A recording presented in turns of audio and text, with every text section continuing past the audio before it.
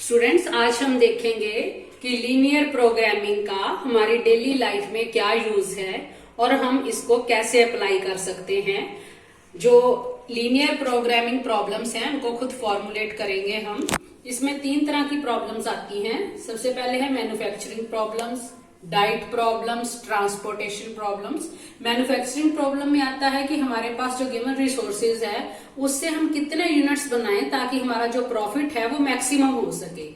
Diet problem के अंदर वो प्रॉब्लम्स आती हैं जैसे हमें कुछ डाइट के कंटेंट्स दिए हुए हैं और हमारी डेली रिक्वायरमेंट में कितना हमें प्रोटीन चाहिए, कितना कार्बोहाइड्रेट चाहिए और गिवन रिसोर्सेज से हम मैक्सिमम न्यूट्रिशन कैसे ले सकते हैं।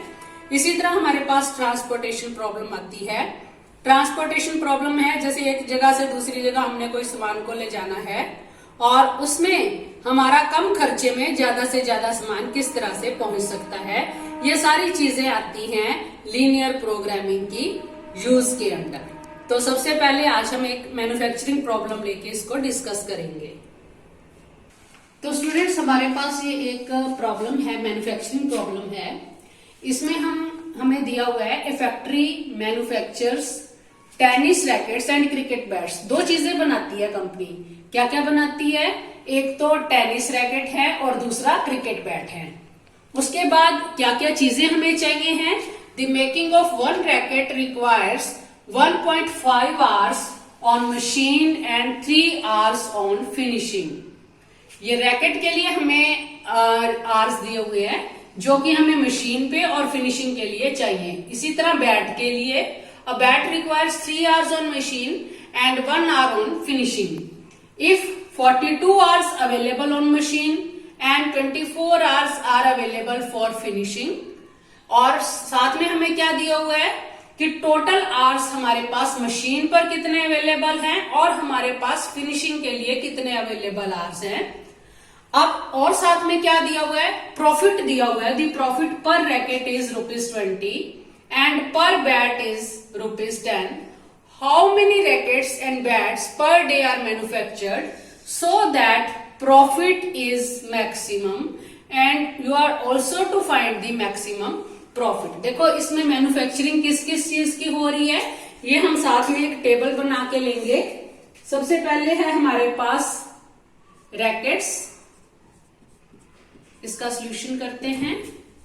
और दूसरी चीज क्या आ रही है हमारे पास? बैट्स। और इसमें जो मशीन आवर्स हैं वो कितने हैं? मशीन आवर्स एक तो हैं और दूसरी हमारे पास जो चीज है वो है फिनिशिंग आवर्स। फिनिशिंग आवर्स और साथ में हमारे पास प्रॉफिट भी है।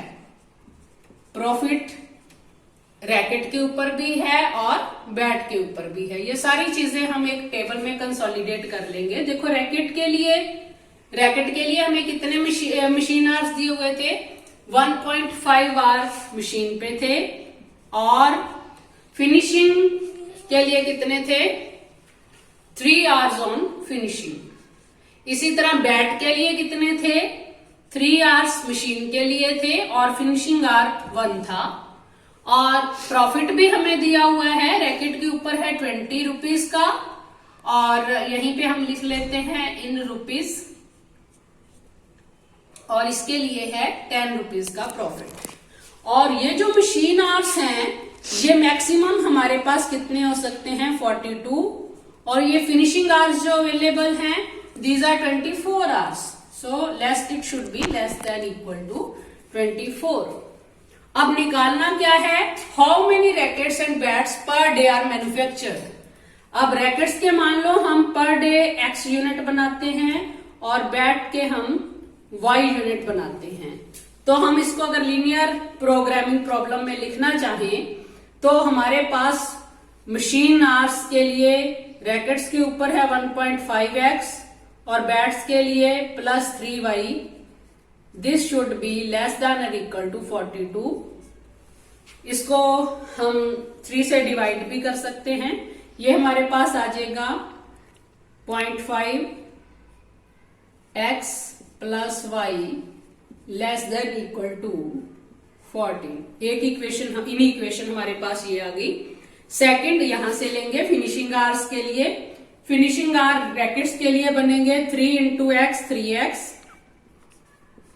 और ये हमारे पास बैट्स के लिए बनेंगे 1 into y that is y, and this should be less than equal to 24. And you know x and y, we have taken the number of these units and number is never negative. Either we produce or we don't produce. So x is positive as well as y is positive. Now we are to maximize the profit. Profit कितना आएगा? 20 into x rackets के लिए profit को हम z function ले लेते हैं जिसको हमने मैक्सिमाइज करना है. Let profit be equal to z and it is equal to 20x plus 10y. For bats profit is 10y and for rackets profit is 20x. So this is the function जिसको हमने maximise करना है. अब as usual हम इसका graph बनाएंगे, हम इसकी लाइंस ड्रॉ करेंगे और ग्राफ से हमें पता चल जाएगा कॉर्नर पॉइंट्स कौन से हैं और वहां से हम मैक्सिमम वैल्यू निकाल सकते हैं. तो स्टूडेंट्स हमारे पास इस वर्ड प्रॉब्लम के जो इनइक्वेशंस आई हैं वो ये इनइक्वेशंस आई हैं. हम वन बाय वन इनको ग्राफ पे ड्रॉ करेंगे. सबसे पहले हम फर्स्ट इनइक्वेशन को लेते हैं. इसको हम लिख सकते हैं 0.5 means 5/10 that is 1/2 x/2 plus y equal to 14. इसके लिए हम टेबल बनाएंगे और टेबल के लिए 2 या 3 वैल्यू हम ले सकते हैं. इसमें सबसे पहले जब x 0 होगा तो y की वैल्यू 14 आ जाएगी. जब y 0 होगा तो x की वैल्यू 28 आ जाएगी. एक x की वैल्यू और ले लेते हैं. सपोज x इज 4 तो ये हमारा y की वैल्यू आ जाएगी 12. इन पॉइंट्स को हम प्लॉट करेंगे और प्लॉट करने के लिए हमने जो स्केल चूज किया है वो 1 मार्क को हमने 5 यूनिट्स के इक्वल लिया है. तो इधर हमने एक्स एक्सिस की वैल्यू ली है 5, 10, 15, 20, 25 और सेम हमने स्केल यूज किया है y के लिए. सो सबसे पहले फर्स्ट पॉइंट प्लॉट करते हैं. 0 पे वैल्यू 14. देखो इसके 5 यूनिट्स बन जाएंगे 11, 12, 13, 14. तो it will be somewhere here. So this point is 0, 14. Second point is 28 and 0. ये इधर आएगा हमारे पास y एक्सिस पे 25, 26, 27, 28, 29. तो 28, 0 will be here. So this point is 28 and 0. Third point is 4 and 12. 4 value कहाँ पे आएगी? 1, 2, 3, 4. 4 पे वैल्यू है 12. तो यहां से सीधी लाइन यहां पे आ जाएगी. So it will be value 4 and 12. 4 and 12. आप इसको तीनों को ज्वाइन करेंगे. ज्वाइन करने के बाद हमारे पास ये सीधी लाइन आ जाएगी. सो हमारे पास ये तीनों पॉइंट्स को प्लॉट करने पर ये लाइन आ गई. ये हम एक्सटेंड कर लेंगे आगे तक.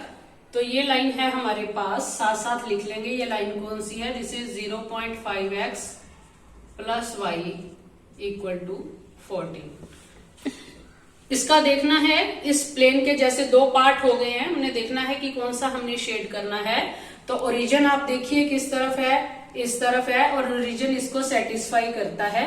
वैसे भी आप चेक कर सकते हो जब आपके पास राइट हैंड साइड में प्लस के नंबर्स हैं और लेस देन का साइन है तो पोर्शन हमेशा टुवर्ड्स दी ओरिजिन ही शेड होगा. यानी ये शेडिंग इस तरह से आएगी. अभी पूरी डार्क नहीं करेंगे क्योंकि हमने फिजिबल रीजन जो सारी इन इक्वेशंस को सेटिस्फाई करता है वो लेना है. उसके बाद हम सेकंड इन इक्वेशन को लेते हैं. इसके लिए हम लाइन ड्रॉ करने के लिए इक्वल टू का साइन लेंगे. Equal to 24. सो इसमें भी 3 पॉइंट्स ले लेते हैं. x, y. जब x 0 है तो y 24 है. जब y 0 है तो x यहां से 8 आ जाएगा. एक x की और वैल्यू ले लेते हैं. से वी टेक वैल्यू 4. तो ये y की वैल्यू आ जाएगी 12. इन पॉइंट्स को भी हम ग्राफ पे प्लॉट करेंगे. First point is 0, 24. It will be somewhere here. This point is 0 and 24. Second point is 4 and 12. This is the same point. And the third point is 8, 0. 8, 0 is 6, 7, 8. It will be here. 8, 0। We will join this 3 points. इन तीनों points को हमने join कर दिया है। ये हमारे पास line आ गई है और ये लाइन कौन सी है ये हम नीचे लिख लेंगे। ये लाइन आई है हमारे पास 3x + y = 24। अब हमने देखना है कि इसका कौन सा पोर्शन है जो हमने लेना है। ये less than 24, less than positive number हो तो it is always towards the origin. So origin की तरफ इसकी भी शेडिंग है, तो इन दोनों की कॉमन शेडिंग लेंगे। इसकी भी नीचे की तरफ है, इसकी भी टुवर्ड्स ओरिजिन है, तो ये पोर्शन जो है वो हमारा कॉमन आ जाएगा, जो हमारा फिजिबल रीजन है। एंड ऑफ कोर्स जो x पॉजिटिव y पॉजिटिव है that stands in first quadrant. इसको हम इधर लिख लेते हैं। सो अब कॉर्नर पॉइंट्स बिल्कुल ऑब्वियस हैं। इस केस में हमारे पास कितने कॉर्नर पॉइंट्स हैं? 1, 0, 14, second 4 and 12, third is 8, 0 and fourth is origin. तो स्टूडेंट्स हम इन कॉर्नर पॉइंट्स को नाम दे देंगे। ये ओरिजिन पॉइंट है 0, 0। Let this point be A, let this point be B which is point of intersection of 2 lines, and let this point be C. So in corner points पे हम z की value निकालेंगे। सबसे पहले है O point 0, 0। इसके लिए z की वैल्यू आएगी, दोनों तरफ 0 रखने पे वैल्यू आ गई 0। सेकेंड पॉइंट है हमारे पास A, 0 and 14। तो इसमें x को 0 और y को 40 रखने पर हमारे पास ये वैल्यू आ जाएगी 140। सिमिलरली यहाँ पे b की वैल्यू जो है 412 रखने पर यहाँ पे z की वैल्यू आ गई। यहाँ पे x की जगह 4 रखेंगे और y की जगह पे हम 12 रखेंगे, तो हमारे पास कैलकुलेट करने पर वैल्यू आ जाएगी 200। इसी तरह C पॉइंट पे चेक करेंगे, वैल्यू है 80, पॉइंट है 80 और वैल्यू आ गई हमारे पास, इसकी वैल्यू 8 और 0 रखने पे 160। तो आप चेक कर सकते हो कि मैक्सिमम वैल्यू जो है वो हमारी B पॉइंट पे है और मैक्सिमम वैल्यू है कितनी? 200। यानी अगर हम x हमने लिया था रैकेट्स के लिए, यानी हम कितने रैकेट्स डेली बनाएं? रैकेट्स डेली बनाएं 4 और जो बैट्स हैं वो हम डेली बनाएं 12, और तो हमें मैक्सिमम प्रॉफिट होगा। और वो प्रॉफिट कितना होगा? Maximum profit is 200 rupees. So maximum profit is ₹200।